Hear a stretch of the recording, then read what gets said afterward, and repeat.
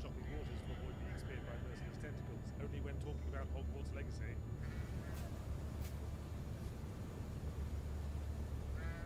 What better illustration for the perils of overexposing even the greatest IP than Star Wars? When you can take a property full of space battles, laser sword fights, and implied sister fucking, and reach the point that its new entries become the actual like, oh god, not this again. You might have overdone it.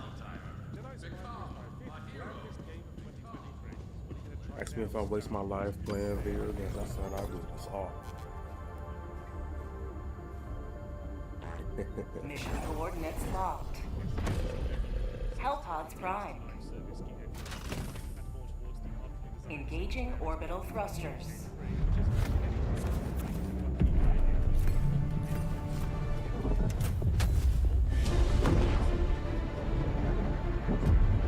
Get out of here, you fucking son.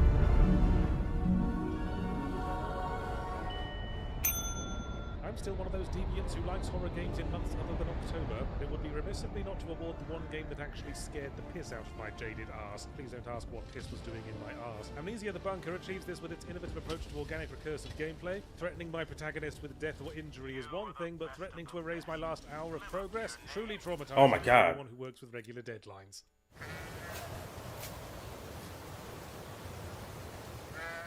Obviously, any game with a protagonist named Clive has no business in anything but the bland list, but that's underselling Final Fantasy XVI's real achievement in mediocrity. Finally committing to real-time hack-and-slash combat did little to distract from its utterly pedestrian plot, livened up only by its ambition to rip off Game of Thrones at every turn, while forgetting the one ingredient that made Game of Thrones worth watching: sex scenes with visible nipples.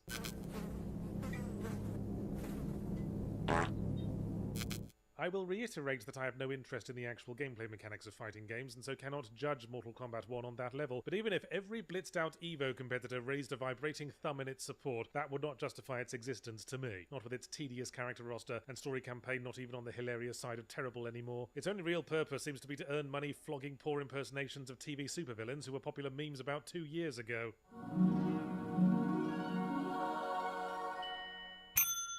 I'm still a little iffy about awarding a game still in early access, whose entire buttocks could fall off at any moment with a bad update, but you know what, with its innovative procedural design and detective mechanics, Shadows of Doubt was the first of the only 3 games this year that actually made me excited. Good excited, I mean, not Monkey Man at the start of 2001: A Space Odyssey, learning how to hit things with a stick and immediately channeling Phil Collins excited.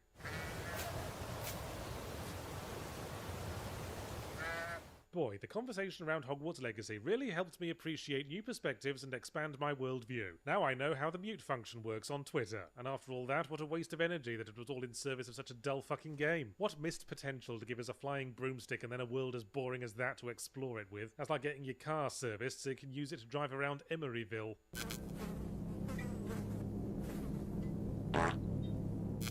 You may have already guessed that these awards are for all the games I've reviewed, regardless of what label they were reviewed under, and you may recall at one point under the previous label I panned a game that I wasn't allowed to identify, because the pricks moved the embargo just before the video came out. But embargo's long over now, so I can finally admit that it was Hellboy Web of Weird. Thanks for playing this brief round of what all media will be like the moment American democracy drops the pretense and elects a corporation as president.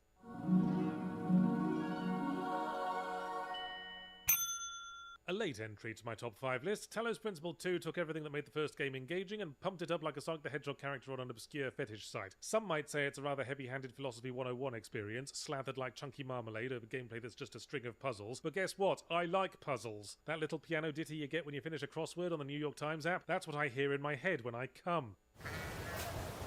Wow, yeah, As late as a late entry can possibly get, Avatar handily takes the crown of inevitable Ubisoft Sandbox bland game winner from previous frontrunner Assassin's Creed Mirage for similar reasons to Jedi Survivor's presence, in that it set out to make a game about playing a big blue cat exploring a vast alien botanical garden shit while that you have to blitzed deal out on with on a ketamine, regular and the result basis somehow still found a way to bore kinda off all 6 ridiculous. of my nipples.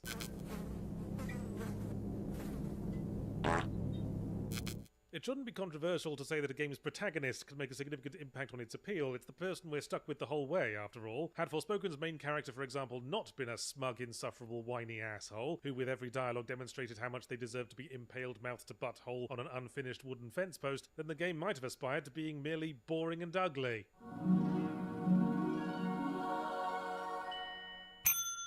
But when it comes to the good games of 2023, apparently they all should have stopped trying in February, because that's when Hi-Fi Rush came out and it just wasn't topped for me. It's bright and colourful and innovative and funny and stimulating and finished in a reasonable amount of time, and in brief, feels like you're playing a really good third-party game on the PS2. Do more of this, games industry. Remind me more about how it was before you made everything go to shit.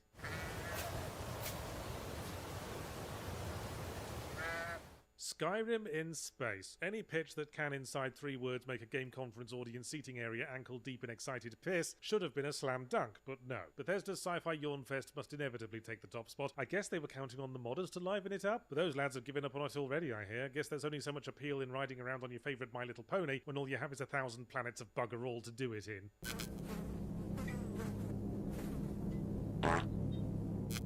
I vacillated for a while on what order to put my top 2 worst games. Forspoken functions. Dude, yeah, I'm not gonna Gollum hit is at you. least aware of the Calm loathsomeness of down. its protagonist and is more to the point mercifully brief. But at the end of the day, there's no overlooking what a gigantic fucking mess Gollum is. It's like comparing a broken down car to a pile of disembodied panda guts. I can't in good conscience pretend I'd prefer to keep the panda guts around just because it's cheaper than buying tinsel for the Christmas tree. And with that, we've hammered the last nail into the coffin of 2023, ready for next week's roundup of games I didn't review to finally shove it off the cliff onto the jagged rocks below. But it's important at this time to remember the poor and unfortunate content creators of the world. As we begin our first official year, don't forget Second Wind is entirely independently funded and we rely on the support of viewers like you to keep going. So if you've got a moment and these weekly videos bring even a little much needed sunshine into your horrible life, jog along to our Patreon page and see if any of the subscription bonuses tickle your clitoris. Yeah, I know donation drives are a bore, but all the good wishes in the world won't get us past the budget section of your mum's blowjob catalogue.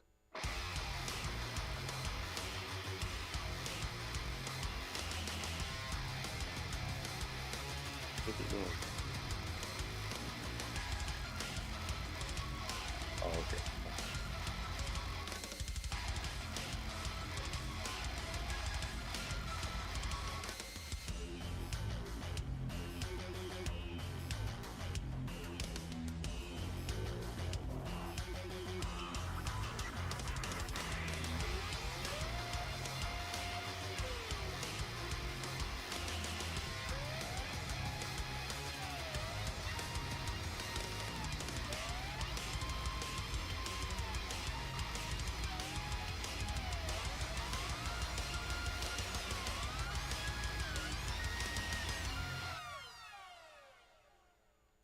Oh my god, there's 3 of them.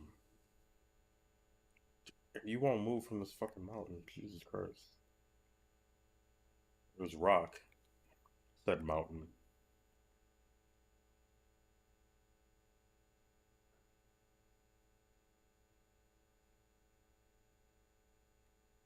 Yeah, I messed with that one. I'm not even gonna hold you. He got some kind of effect. He's bleeding, clearly.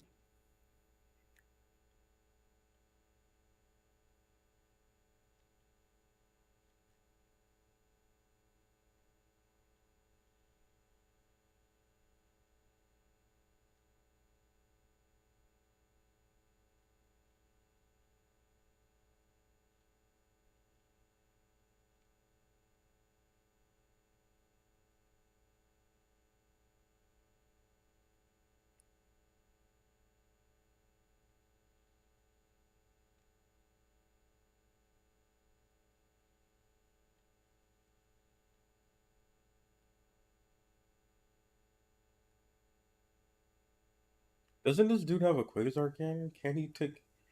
I feel like he couldn't taken that off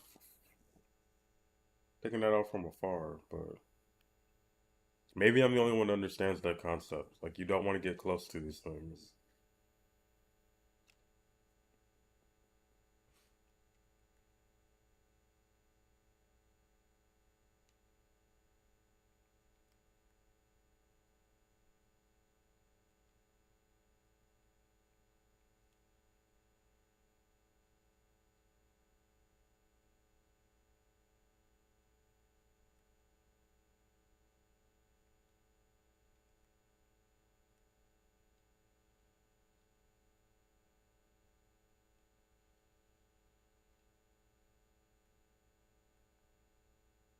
What is he doing? Does he walk right past that one?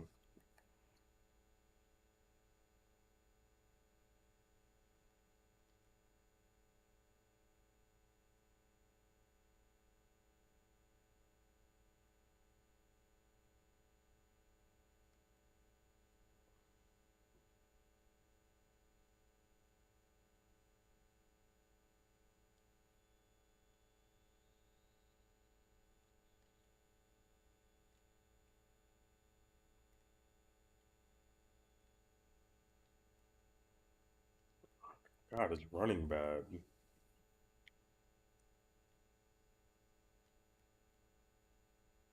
Why is it running this bad though? Like, what the fuck?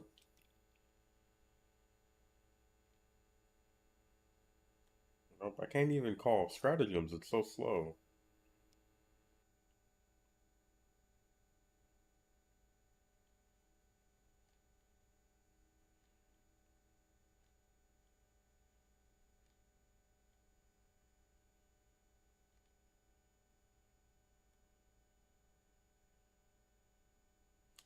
I don't think I can play this right now because this is horrible. What is going on? Why is it running this bad? Why is this game so glitchy?